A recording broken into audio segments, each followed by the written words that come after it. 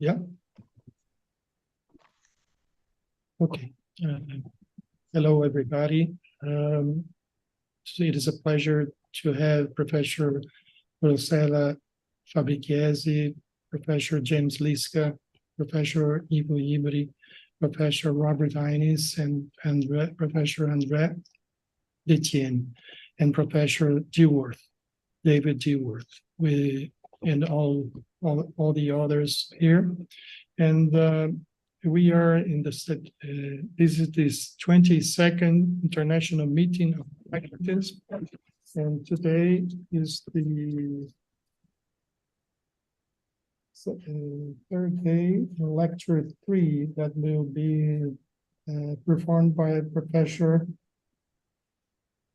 Rossella Fabbrichesi, with the title Philosophy as a Way of Transformation, a Pragmatist Perspective, and commentaries by Professor Dr. James Liszka from State University of New York and University of Pittsburgh in the United States. Professor Rossella Fabbrichesi is professor at the University of Milan in Italy.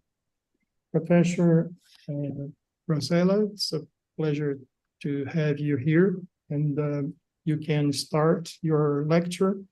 If there is any doubt, please contact me. I will project your slides.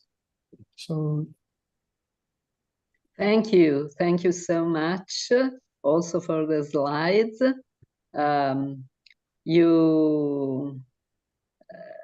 You took a beautiful picture of my university, I saw, so everyone can see what a beautiful place it is, and all of you are very welcome if you want to come. It is a 15th century building. In any case, I want first of all to thank all of you, especially Professor Ivo Ibri. This is my 4th time in this inspiring and beautiful Congress, and it is always a great pleasure.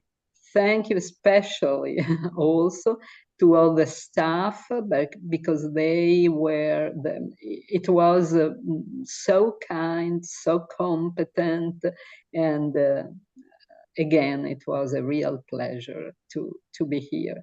Thank you to the chair.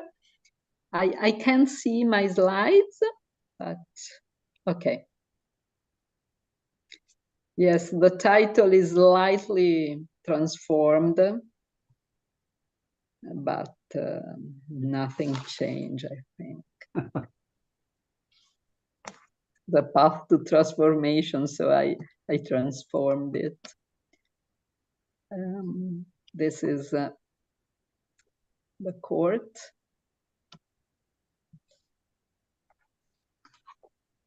Okay.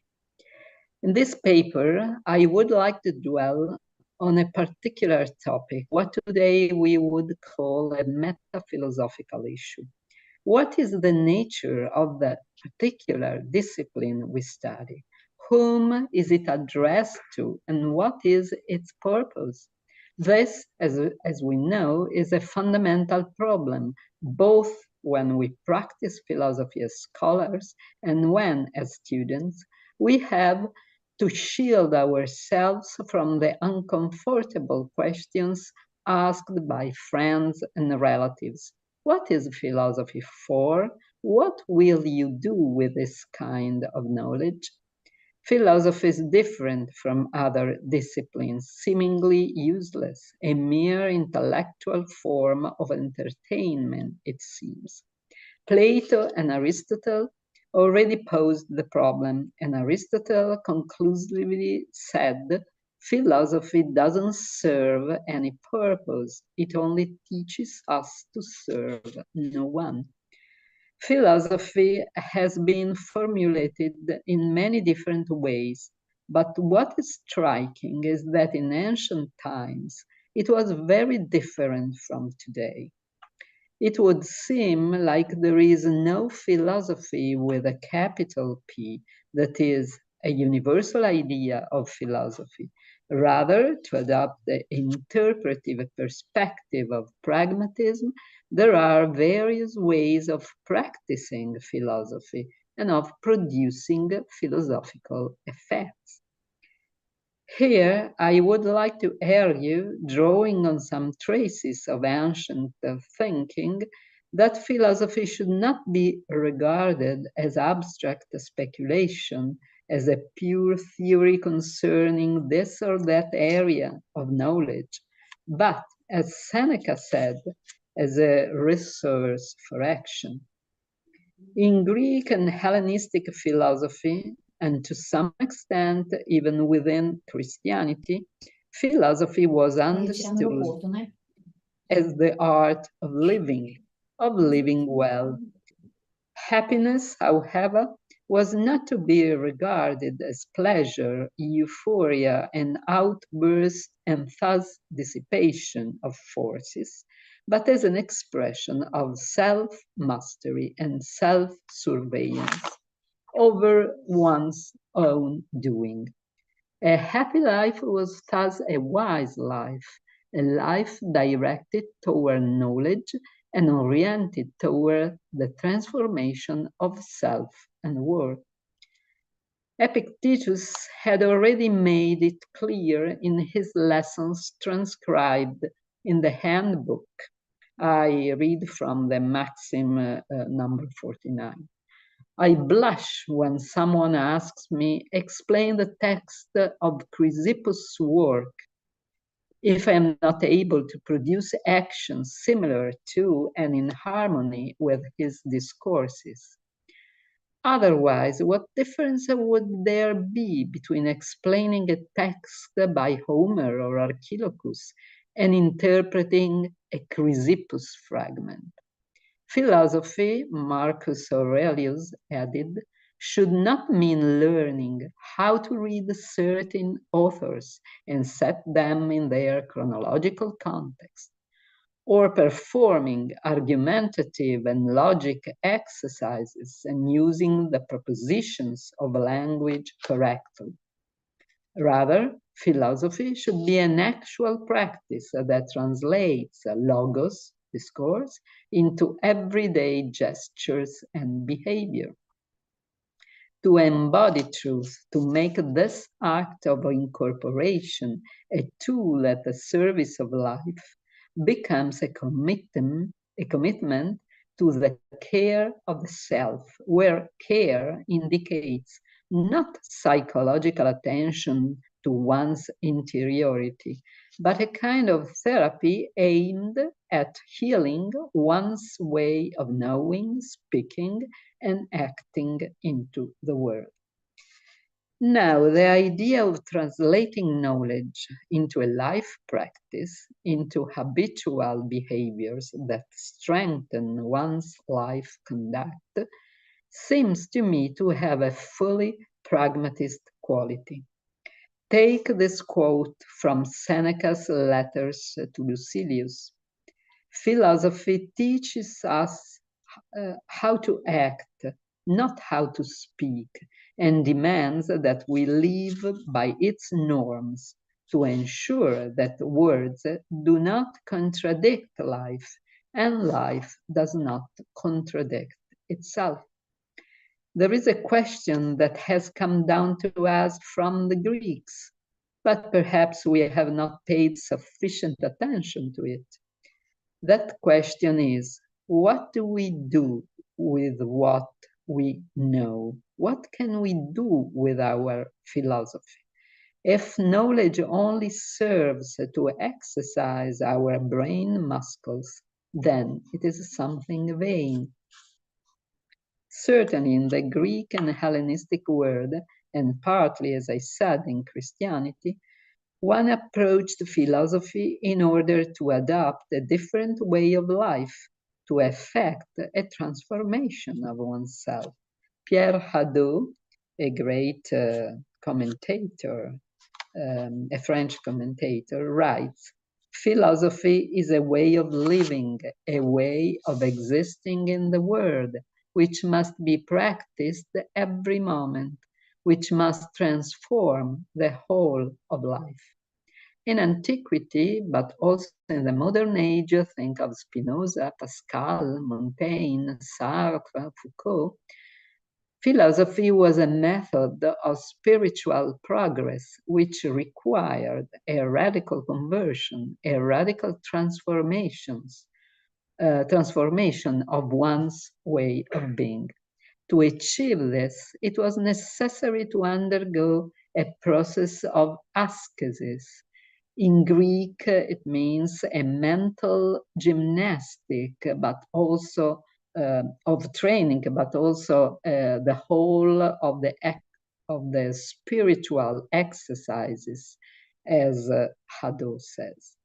One had to know how to progress, to mature, to change one's outlook and perspective on life.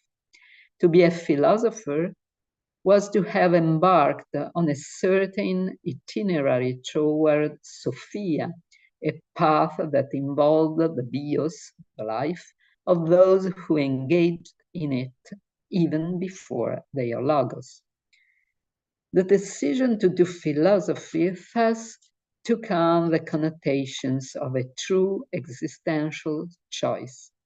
In his preface, Hadot further writes that in the ancients' perspective, philosophy does not just make one know, it makes one be differently.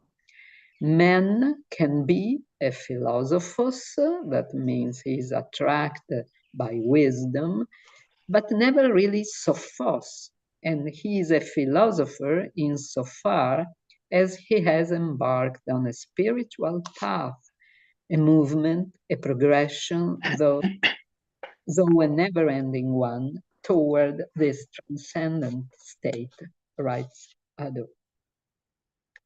Today, as we know, one pursues the philosophical studies as one would pursue any other theoretical discipline. One specializes in a theoretical field, conducts detailed studies and analysis, and remains within the boundaries of pure theory. One's private and professional lives are quite distinct, and as Heidegger said, it is enough for us to have 3 lines of an author's biography, because that is not what we are interested in about him. We want to get to his text and thought. Foucault, on the other hand, perhaps referring precisely to Heidegger's life, wrote that today it is permissible to be an indecent man if one is a great philosopher. We each have our own thoughts about this, but in the perspective I am proposing here, the philosophical attitude cannot be limited to abstract and disembodied speculation. This is an attitude that belongs to the modern and Cartesian age, where knowledge has supplanted life altogether. But it is Nietzsche who has taught us that life must be the means of knowledge, and that knowledge must serve life, and not the other way around. We therefore need to exercise a new praxis of theory, as Husserl wrote in The Crisis. Theory emerges from life's needs, from living doubts, as Peirce said, and aims to solve problems that have emerged themselves in the field of life practices. In the end, we should not ask what is a concept, an essence, or this or that idea, to quote Peirce. What is force? But we have to ask, what does it do? What effects does it produce? Again, what could we make of what we know?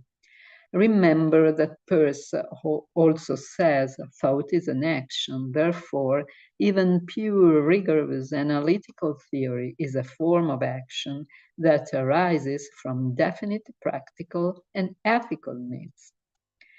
Leaving aside the possibility of returning to the exercising of a wise philosophical life in Epicurus' garden, there are evidently certain characteristics in philosophical work that have always been the same, yesterday as much as today.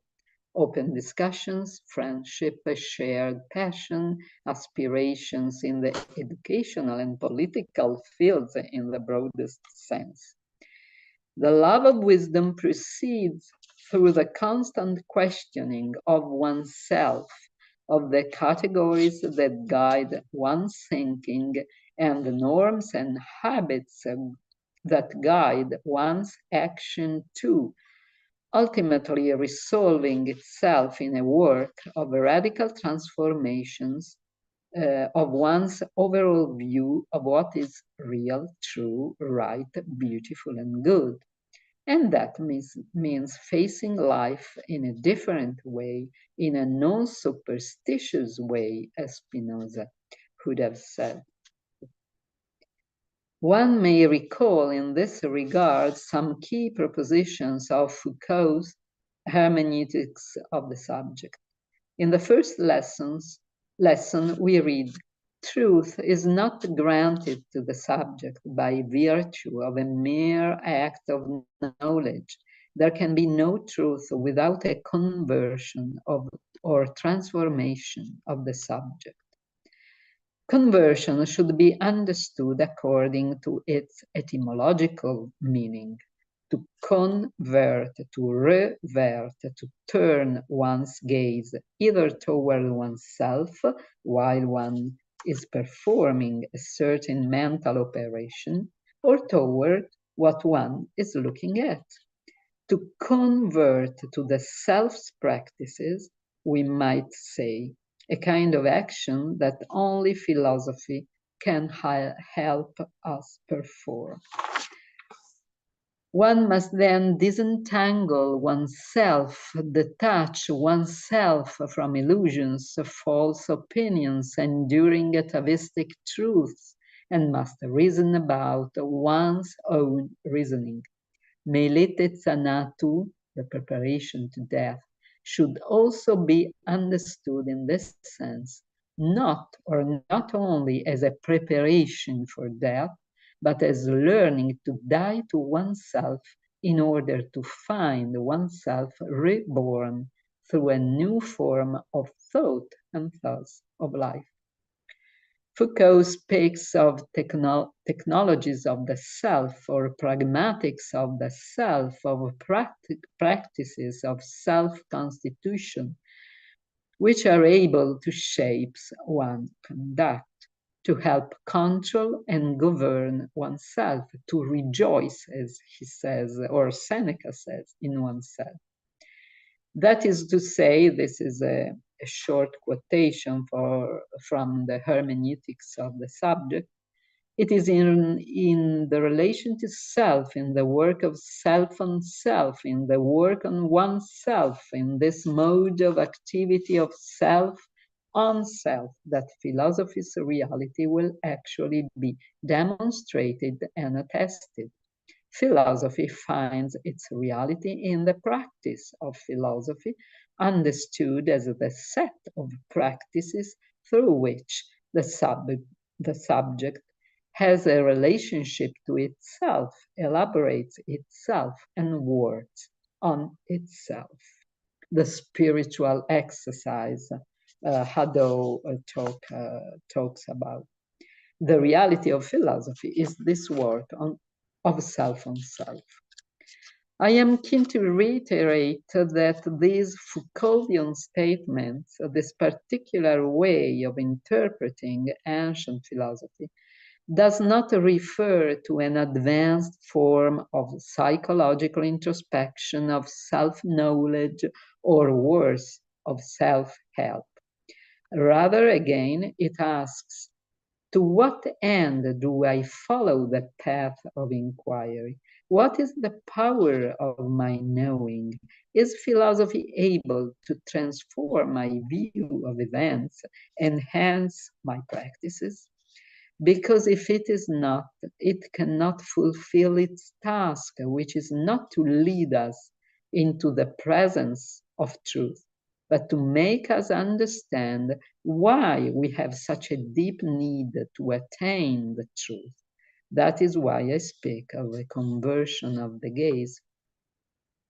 This perspective is completely lacking from Descartes onward. Modern scientific knowledge, access to which requires no prior work of conversion, of attention to the self on the subject's part, entails a view of philosophy not as a choice of life, but as logical coherence and argumentative rigor, exactness and demonstrability. Truth is conceived as a pure adequatio. The ethopoietic dimension of knowledge, that is, of active construction, of ethos, of behavior, is entirely lost. As Foucault again notes, it is instead a matter of transforming true discourse into a permanent and active principle. Further on, he speaks of the long process which turns the taught, learned, repeated, and assimilated logos into the spontaneous form of the acting subject. There could hardly be a more pragmatist perspective, in my view. At this point, I hope to have clarified how, according to this particular definition of the discipline of philosophy, which was predominant until the modern age, there is no access to true knowledge without a practice of transformation, of change, of working on oneself. That is, without the interpretation ceasing to be a pure state of mind and becoming a being ready to act within a certain context.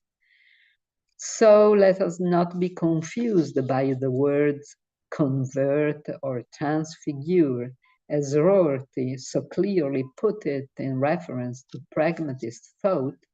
Pragmatists exasperate because they assert that we'll never be purified or transfigured, only hopefully a little more mature.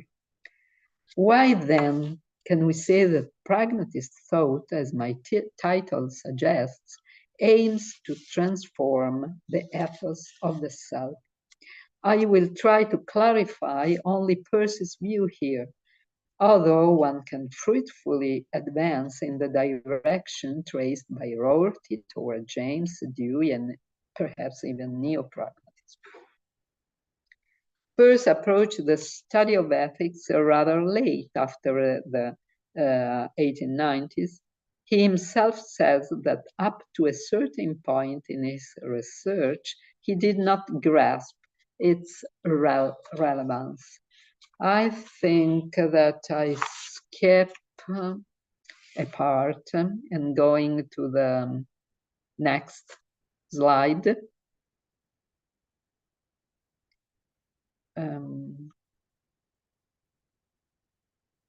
Yes, maybe also more. Yes, the reference, third line.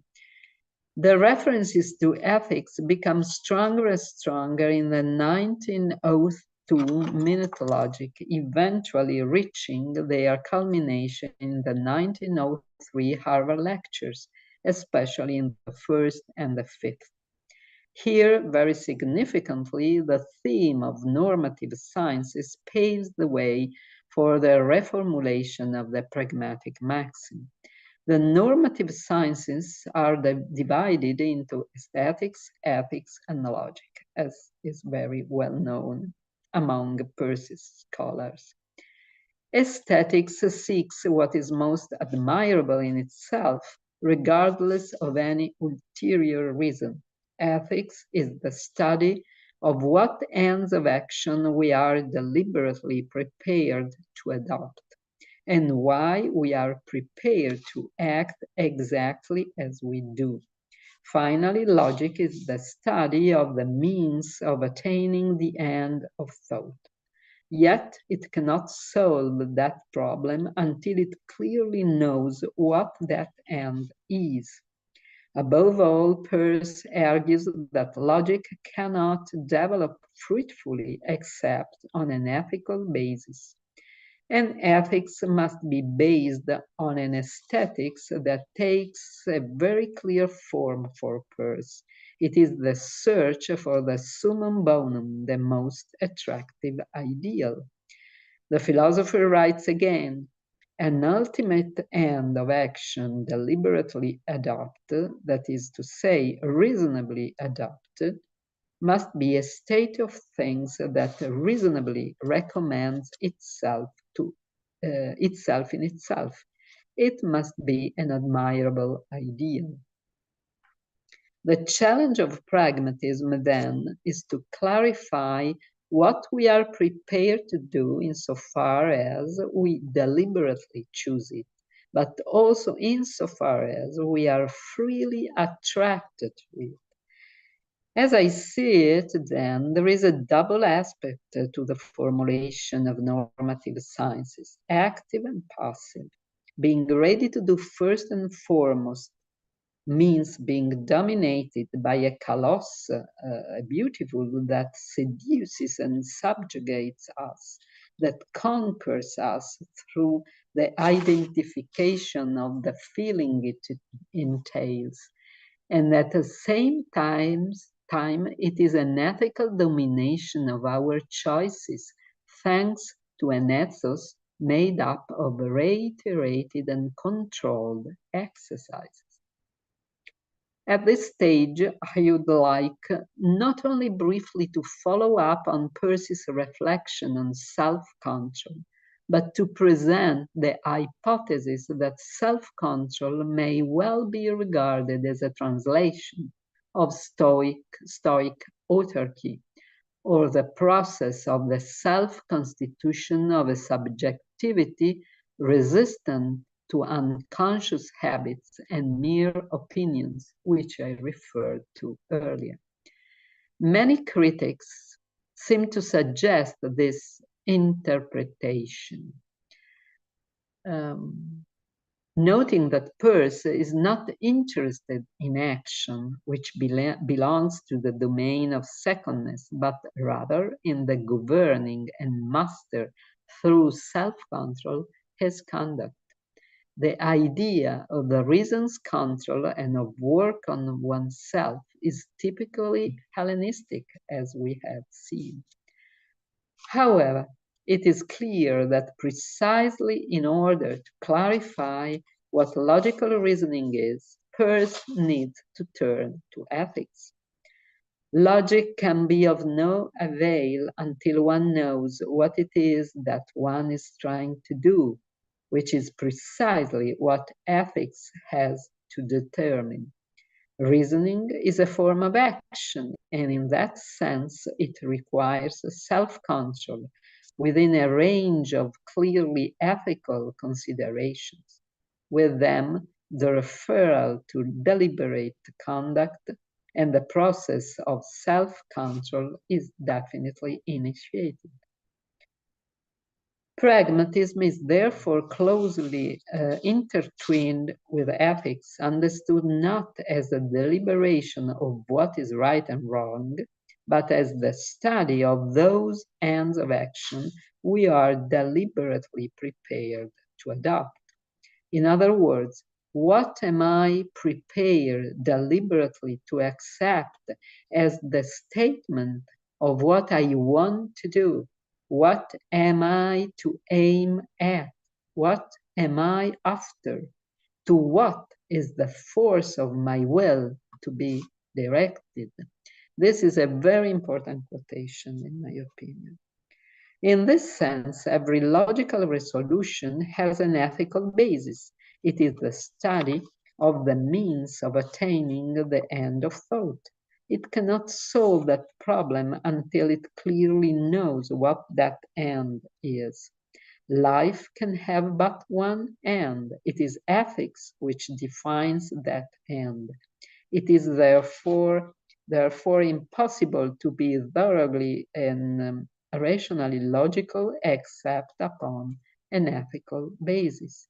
Logic must depend upon ethics. These are various quotations from lectures and other writings, but I could refer also to the doctrine of chances, where Peirce wrote about a social theory of logic, that is, an ethical theory of logic.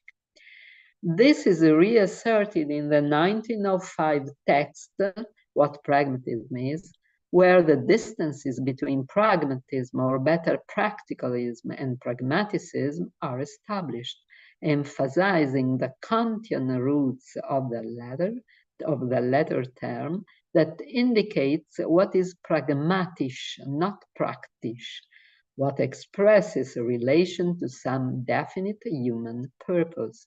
Now, the most striking feature of the new theory was its recognition of an inseparable connection between a rational cognition and a rational purpose. But what is this purpose that is an end of action aesthetically admirable and ethically pursued, as we saw before?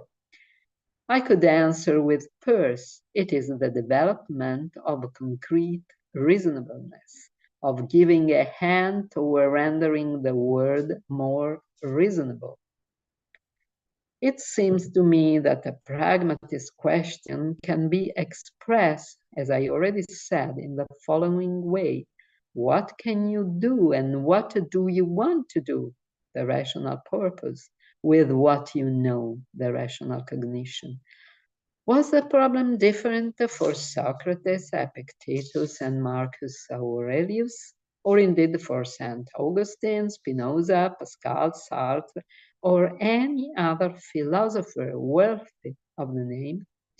Nietzsche asked in an aphorism from Morgenröth, what exactly is what I do, and what exactly do I want with all this? This is the problem of truth. Here is the conversion of the gaze and the possibility of controlling oneself. In conclusion, let me briefly touch upon the issue of self-control just a bit more. In order to know what my purpose, my ideal is, I must attain near perfect self-control. That is, in Peircean terms, I must develop a set of self-controlled habits, well aware of their actions, habits which are not merely instinctive and mechanically habitual. I will rephrase the question in purely pragmatist terms. How can we make sense of our practices, of our habits, that is, of our very existence, if you think of habits as a second nature? To unravel this question, we must know how to detach ourselves, at least momentarily, from our practices, to divest ourselves of our old clothes, gain a habit of detachment, as Raposa wrote. As Foucault said, it is necessary to se déprendre, to critically exercise a reason over reason itself, over the knowing that guides us in every moment. It is here that a theme of self-control is wedged in. To best carry out this critical exercise and thus contribute to the growth of concrete reasonableness, we must know what we want and be aware of what we do. We must therefore gain complete self-mastery as far as this is possible, of course, in order to understand and bring to light what we don't know we know, as Carlo Sini, Italian philosopher, writes, and to allow self-control to gain satisfaction. The only moral evil, writes Peirce, is not to have an ultimate aim. I would quote the next session maybe later on. I skip also because I think I am at the end of my time. In one, I go to the third paragraph. In one of his major texts on the subject, the 1907 manuscript on pragmatism, Peirce writes that the pragmatistic attitude expresses itself as a form of ascesis, I would say, a continuous training as a repeated and ultimately habitual exercise. The deliberately formed habit, self-analyzing habit, self-analyzing because it is formed through the analysis of the exercises that nourished it, is the living definition, the veritable and final logical interpreter. This may produce a habit change, meaning a modification of a person's tendency toward action. Philosophy can teach us to master our own conduct, to disengage ourselves from tenaciously and authoritatively fixed beliefs, as Peirce says, to become subjects, aware of what influences and conditions us.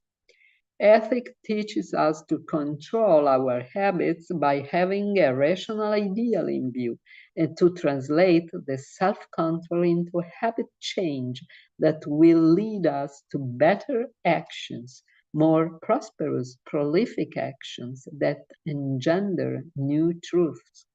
It is here that we witness transformation and the conscious formation of new habits, sometimes a successful process, sometimes a fraught one. I have just one more paragraph, but I can also stop here. I read the last one. I would like to expand on this last topic, although I cannot do it now. The growth of concrete reasonableness, which is the ultimate ideal goal, finds its raison d'être precisely in the happiness of growth, of becoming, of the endless and always incipient, as Peirce says, postponement of the torch of truth, interpretant after interpretant. As Peirce wrote shortly before his death, always generating new truths, guaranteeing the liberty, not the security of the reasoning. This is the only sense in which pragmatism can be understood. Thank you. My references are this.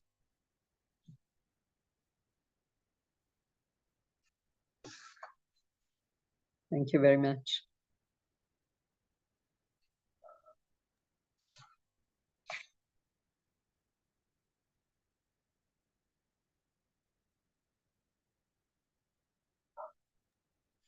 Romanello, open your microphone, please. Oh, sorry. Let me say again. Congratulations, Professor Rossella Fabbrichesi, for an excellent paper. Very interesting. That will be commentated by Professor Liszka. Professor Liszka, please, the word is yours.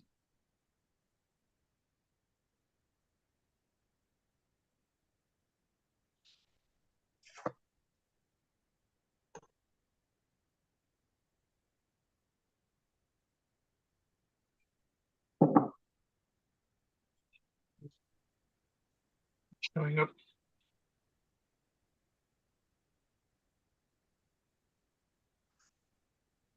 And everybody see my slides? No? Yes. Yes? Yeah, okay, thank you. There we go. Professor Fabbrichesi makes two principal points in her very interesting paper, Philosophy as a Way of Transformation, a Pragmatist Perspective. First, she would like to see a return to philosophy's older mission as expressed among the ancient philosophers of a link between thought and action, theory and practice, as a way to transform lives for the better. Second, she thinks that among modern movements, pragmatism aims at such a noble goal, and she highlights Peirce's work as an example. I too share Fabbrichesi's nostalgia for a return of philosophy to its roots as a way of life, exemplified by the Stoic and Epicurean philosophies, and if not that, at least as a guide to the good life, as Aristotle argued. I applaud these sentiments. But things have changed. Philosophy, like most of the humanities, is in crisis. I'm not sure of the state of discipline in other countries, but philosophy programs are starting to be closed across the US because student enrollment in these programs has declined considerably. My own philosophy program at SUNY Plattsburgh was closed after my retirement, and our neighboring campus, Potsdam, is also closing its philosophy program. I predict that eventually philosophy will be concentrated in the wealthy Ivy League colleges or well-endowed private liberal arts colleges, the way in which programs in the classics have become so now. Philosophy has been displaced in its traditional role by several other disciplines. Philosophers were once a mighty tribe whose members were seen as a source of wisdom, who could advise princes and kings, design constitutions, effect political change, contribute to mathematics and science, and influence religious doctrines. Now science is the master of knowledge. It delivers the epistemic goods. People no longer look to philosophy as the source of knowledge. Philosophers are busy with feeble attempts to question the possibility of knowledge or the nature of truth, while science goes on making progress in understanding and explaining the order of things. Rather than philosophers, it is now economists who are the primary advisors to presidents and political leaders. As to wisdom and a guide to life, there are thousands of books on Amazon that offer ways to happiness. Aristotle's Nicomachean Ethics has a rank of 50,000 on Amazon. Robert Waldinger and Mark Schultz's recent book on the good life is ranked at 3,900. Waldinger is a psychiatrist and Schultz is a psychologist. People generally look to psychology as a guide to life more than philosophy these days, if they are not already guided by the dogmas of some religion. Philosophers themselves share a large responsibility for the demise of the discipline. Under the dominant analytic tradition, philosophy has turned into a kind of bureaucracy concerned with the clerical errors of other philosophers. Postmodernism has undermined itself in the public eye in its attempt to undermine science and the quest for truth. As a result, there's not much public attention to mainstream philosophy. Nonetheless, there are a few public philosophers like Peter Singer, Martin Nussbaum, Cornel West, or Amy Gutman. But their influence is a far cry from the last great public philosopher, John Dewey. Ironically, last year's Dewey lecture speaker at the American Philosophical Association, Alan Gibbard, confessed they had never really read Dewey. I think that Fabbrichesi is right to argue that the pragmatists come onto the scene at a critical time in the development of philosophy, but I would say that their effort to link thought and action, theory and practice, was not to return to the ancient ways, but was engaged with three factors in the 19th and early 20th century. The growing power and influence of experimental science, the expansion of capitalism and the 19th century Industrial Revolution, and the ongoing experiment of democracy. When we consider, can't read my own writing here. When we consider Peirce's pragmatist It is engaged with the power of experimental science. Trained as a chemist in the laboratory methods of von Liebig and at Harvard, the Lawrence School, Peirce, as he says, often applied the laboratory method to the clarification of meaning, traditional philosophical task. His goal, often said enough, was to make philosophy more scientific. Fabbrichesi is right to point out that in the turn-of-the-century formulation of the pragmatic maxim in the Harvard lectures, Peirce makes sure to clarify the connection between his pragmatic maxim and Kant's sense of pragmatisch rather than praktisch. The practical is bound up with the categorical imperatives and the concept of duty. The pragmatic, a matter of prudential wisdom about attaining the ends we desire. Indeed, Peirce's reformulation of the pragmatic maxim in the 1903 Harvard lectures makes it a version of what Kant called pragmatic or hypothetical imperatives. Quote, pragmatism is the principle that every theoretical judgment expressible in a sentence in the indicative mood is a confused form of thought whose only meaning, if it has any, lies in its tendency to enforce a corresponding practical maxim expressed as a conditional sentence having its apodosis in the imperative mood. That's just a fancy way of saying the hypothetical imperative. It is a translation of a theoretical claim into a practical one. To take Peirce's classic example of scratch hardness, if diamonds are scratch hard, then if you desire to cut glass, use a diamond cutter. So that the meaning of the concept also implies a practical belief, if it's true. Peirce, faced with how science is being used by industry in the 19th century, he realizes that the instrumentalism of the pragmatic maxim and the hypothetical imperatives, they tell you how best to attain some end, but they do not tell you which ends are good to pursue, nor the ethical means by which to pursue them. Peirce now realizes that the pragmatic maxims need the guidance of ethics and a final end, so that we can sort out those ends conducive to that final end from those that are not. Still, Peirce looks to the practice of science, the moral sentiments, virtues, and norms of such a community of inquiry, packaged in the notion of reasonableness as the normative guide that's needed for that effort. As to Peirce's notion of self-control, I would disagree somewhat with Fabbrichesi's emphasis on self and Peirce. I would argue that Peirce was literally self-effacing. Peirce emphasizes over and over again that individuals are a negation whose interests should be bound up with the community, and who should find their meaning and purpose in engaging in an intergenerational altruism to pass on what is good and to transform even that which is hateful towards loveliness. Self-control is not an end, but a means to self-correction, which leads to improvement, and not the unreasonableness of tenacity and authority, obstructions to inquiry as expressed in the fixation of belief. When we turn to William James, his remarkable essay of 1891, The Moral Philosopher and the Moral Life, he warns us off of philosophers' attempts, like Plato, to determine, quote, which good shall be butchered and which shall be suffered to survive, end quote. He continues, the notion really turns one pale, quote, better, this remarkable passage, better chaos forever than an order based on any closet philosopher's rule, even though he were the most enlightened possible member of his tribe, end quote. James, the author of the Principles of Psychology, instead sees the democratization of morals. Quote, we all help to determine the content of ethical philosophy so far as we contribute to the race's moral life, end quote.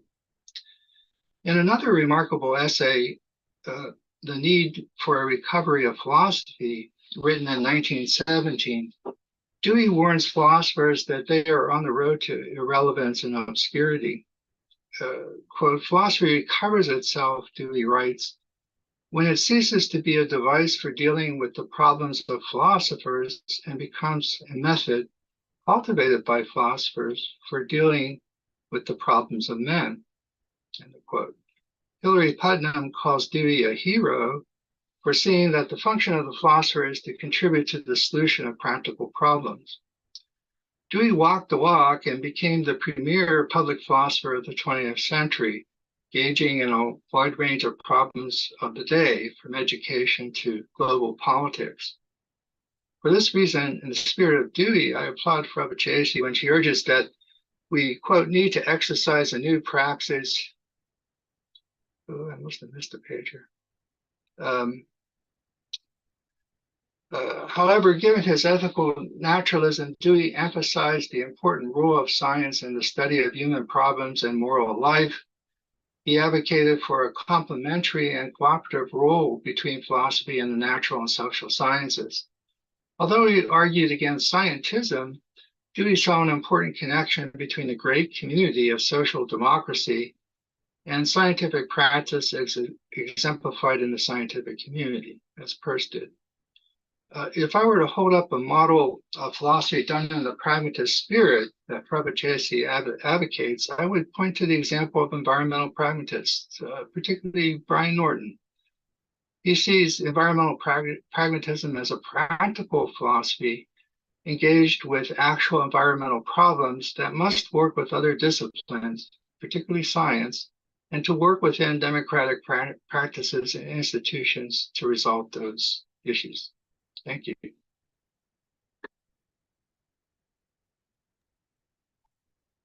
Thank you, Professor Liszka. We have 7 minutes, so if anybody wants to make a question for any of them, Professor Liszka or Professor Rossella, please do so now. Can I briefly respond to these challenging questions? Sure. Very, James was so kind to send me his comments, and so I wrote some notes. First of all, I thank him very much because he made me thinking again on the decline of philosophy and the impossibility of returning to the garden of Epicurus. Of course, how can one disagree? I just wanted to ask, what can we aim for today in the philosophical field? As Socrates wrote, we would aim to argue, to convince, to force thought to grow, to examine and discuss.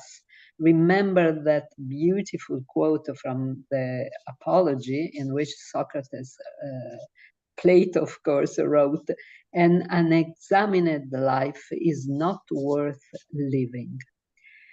This kind of question do not decline, in my view. They do not go out of fashion, and they do not pertain to the field of psychology, of religion, or of science.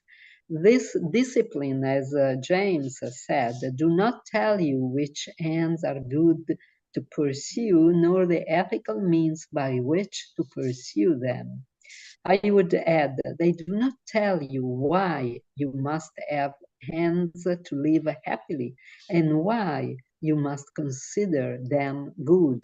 For example, why just an examined life is worth living and not an impulsive one. Philosophy should help us to operate the self-control appropriate to arrive at deliberate and rational conduct.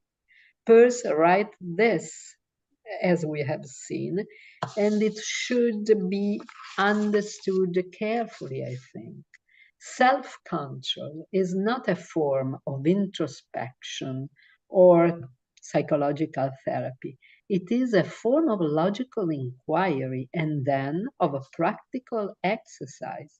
It means understanding what one does while he acts, what ends one pursues, or it means subjecting one's doing and thinking to judgment.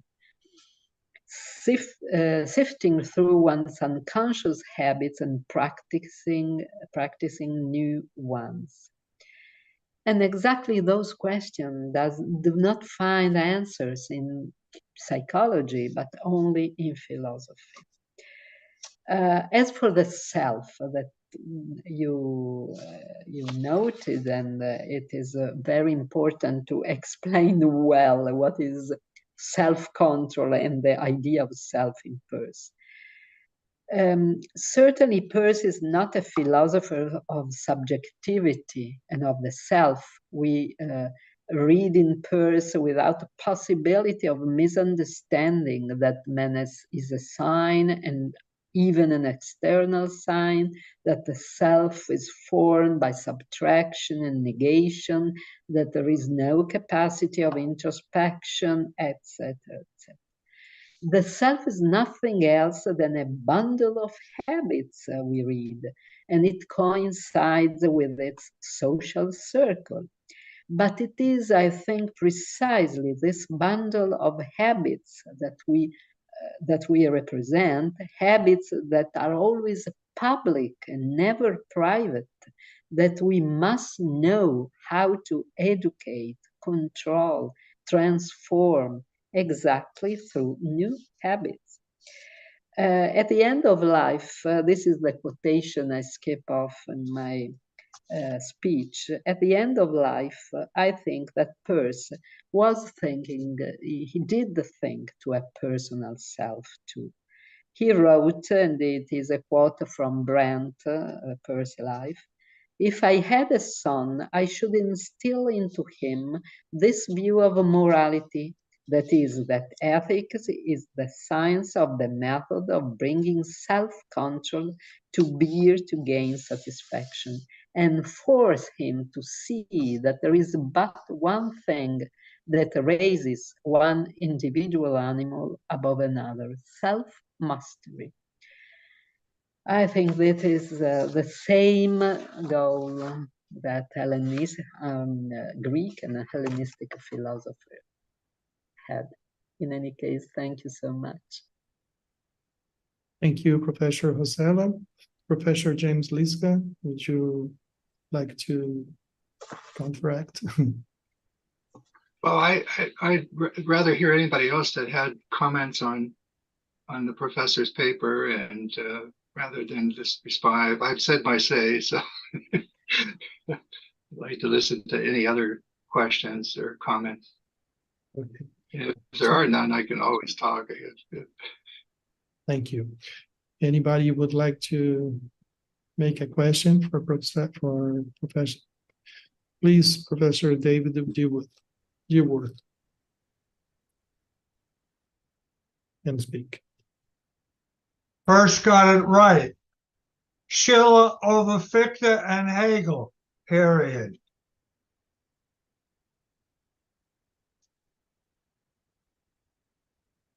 Okay.